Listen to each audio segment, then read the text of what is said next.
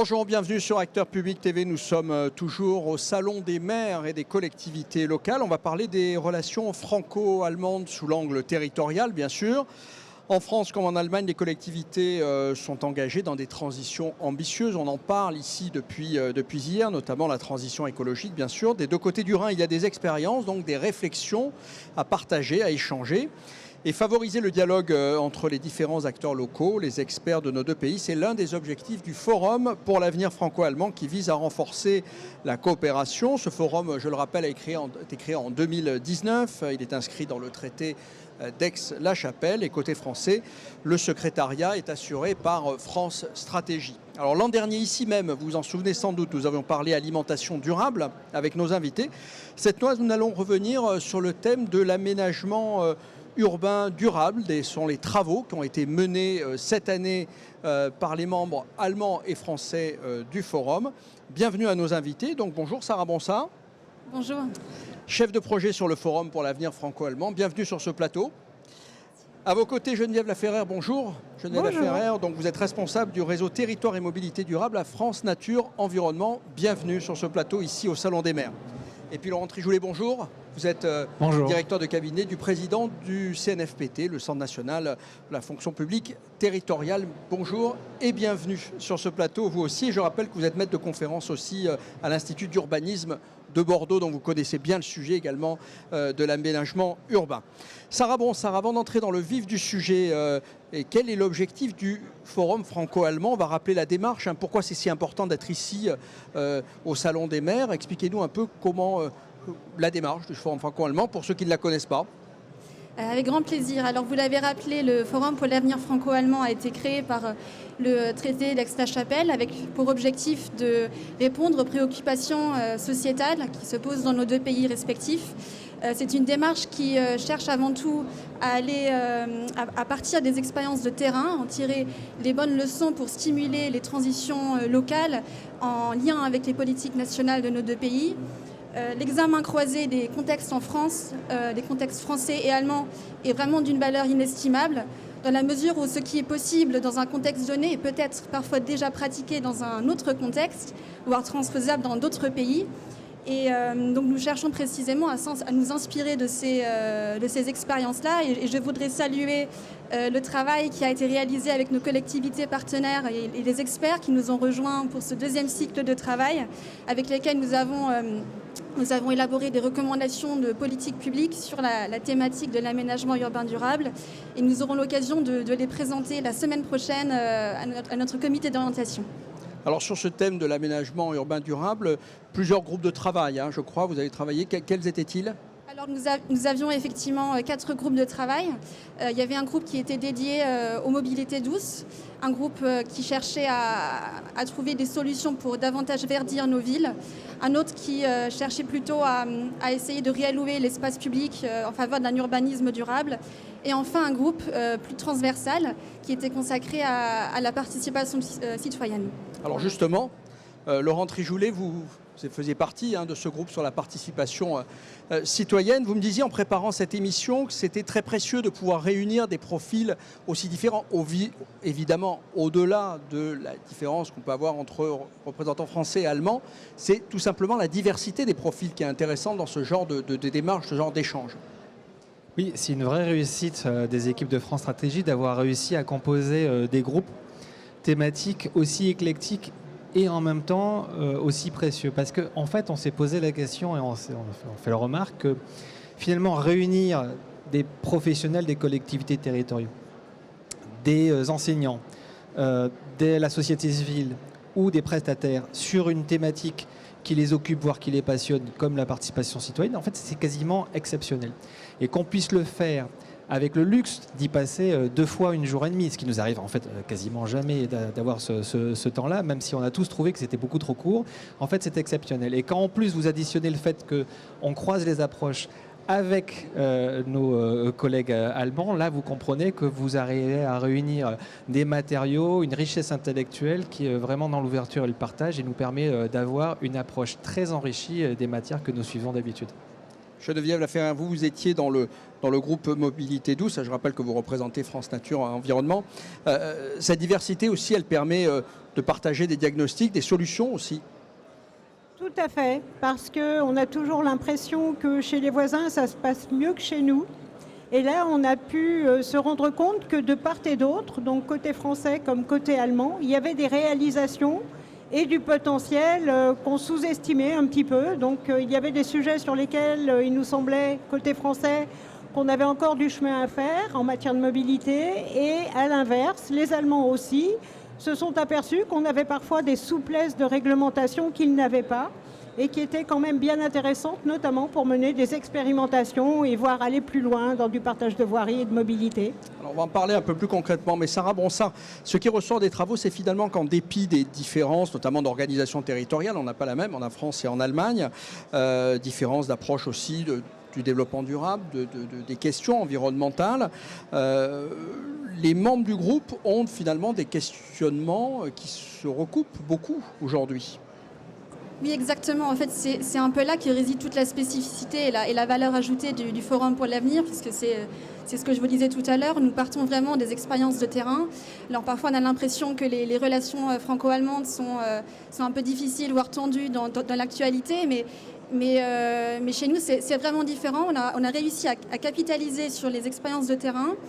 On parle vraiment aux gens, on met en avant des projets et on essaye vraiment de comprendre et d'examiner les leviers qui ont permis de faire aboutir des politiques publiques locales, les obstacles que ces collectivités ont pu rencontrer et vraiment de trouver ensemble des solutions avec les collectivités et les experts en partant de ces projets. Donc on s'inspire des projets qui sont menés outre-Rhin mais aussi sur le territoire national. On les compare, on s'inspire du contexte local et national, même européen. Et on a réussi à produire des recommandations de politique publique à partir de ces examens-là. C'est très intéressant. Geneviève Laferrère, prenons le cas des mobilités, notamment du vélo en ville. Vous êtes des spécialistes, vous connaissez parfaitement ce sujet-là. Quels sont les points sur lesquels, pour entrer concrètement sur les différences avec nos voisins allemands, sur lesquels finalement on peut se retrouver avec les Allemands et sur lesquels c'est plus compliqué, sur la question du vélo? Alors, le point sur lequel on peut se retrouver, c'est qu'à un moment donné, délimiter des espaces dédiés aux trottinettes, aux cyclistes, aux véhicules électriques, aux piétons, etc., on s'aperçoit que ça a ses limites.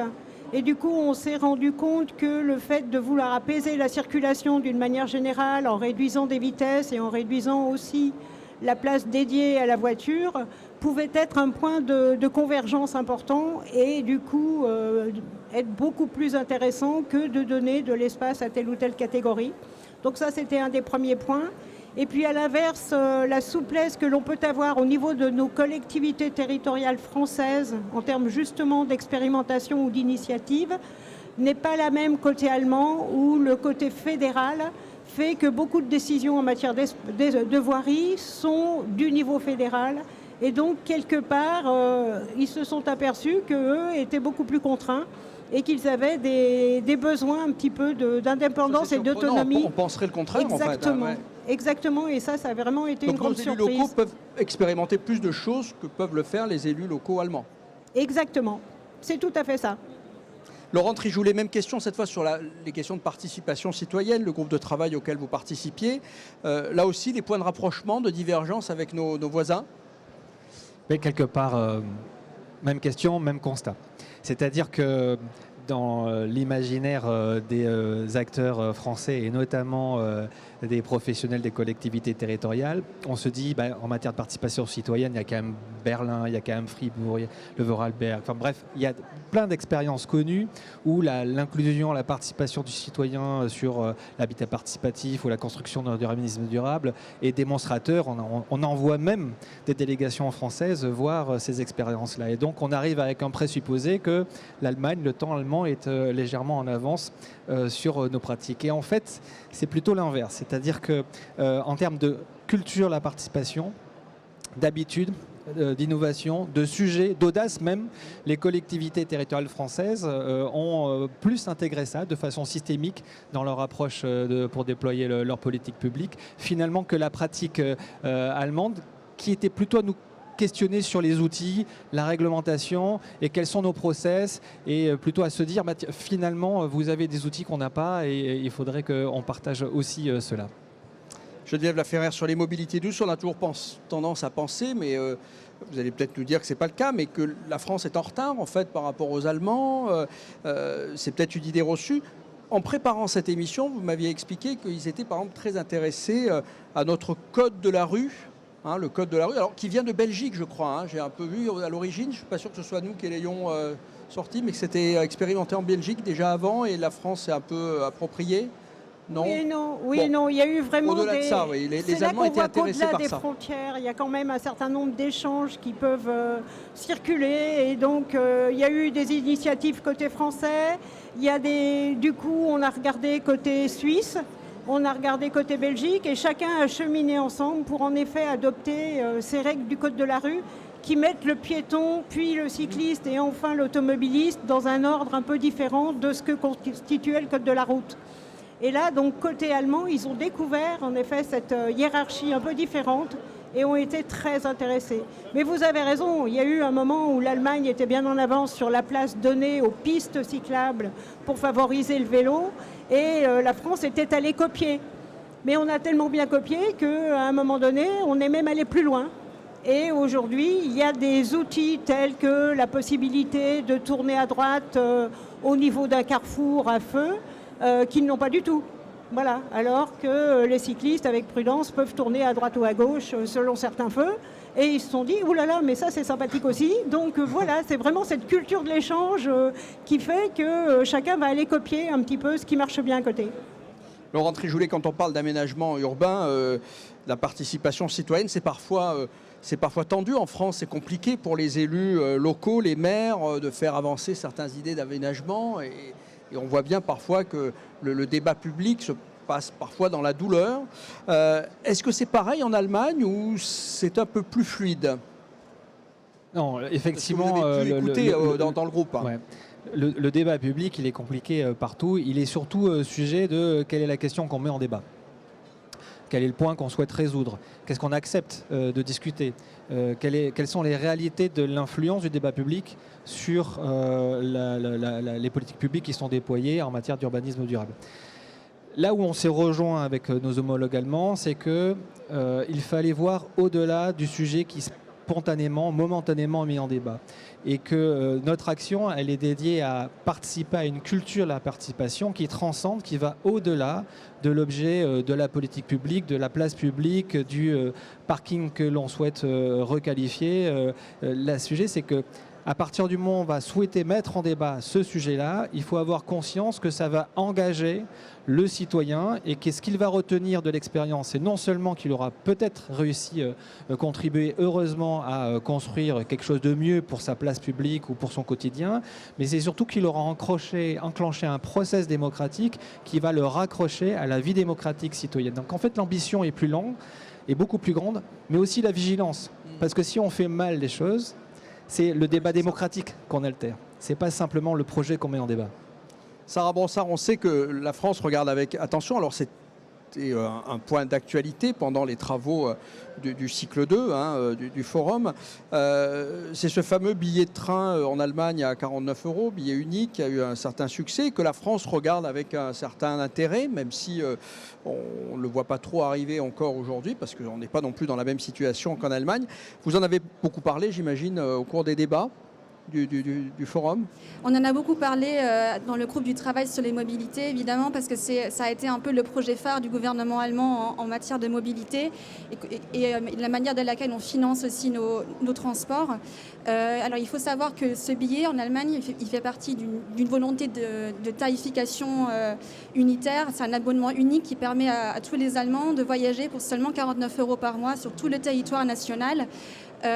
Excepté les lignes à grande vitesse. Et donc on s'est interrogé sur la manière de laquelle on pourrait mettre ça en place en France. Alors il faut savoir que ça existe déjà d'une certaine manière dans certaines régions, comme en Bretagne. Le font, oui. Voilà, et donc on préconise, on recommande de s'inspirer de ces expériences régionales pour essayer de mettre ça en place sur un plan national. Alors il y a évidemment des problématiques qui se posent, notamment budgétaires, puisque là le gouvernement allemand vient de faire l'annonce que il y a un problème de financement qui va se poser pour 2024.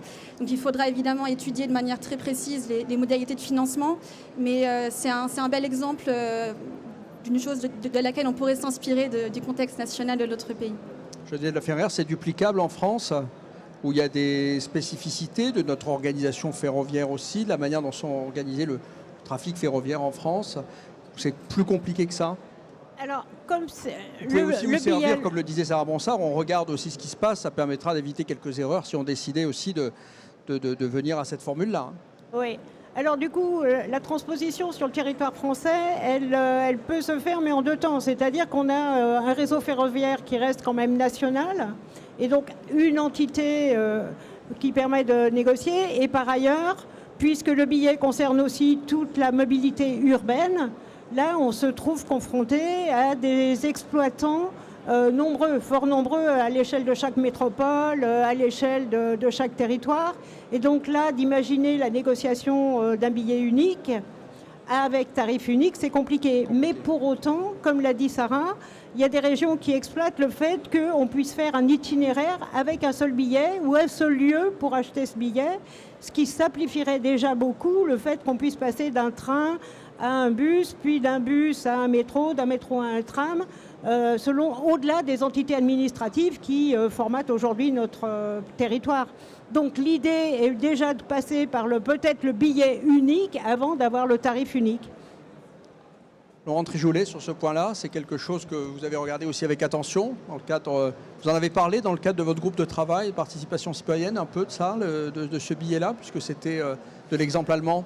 Non, c'était pas l'objet de regarder ce qui se passait et de discuter ce qui se passait dans le groupe du voisin, même si non mais ceci dit, une des approches intéressantes de la méthodologie qui a été proposée par les équipes de France Stratégie représentées ici par Sarah, c'était justement que les groupes puissent croiser leurs approches. Et donc il y a eu des temps où on a pu prendre connaissance de ce que le groupe Mobilité a pu faire, on a pu réagir, peut-être faire réagir et peut-être nourrir derrière le sujet des questions qui étaient approchées.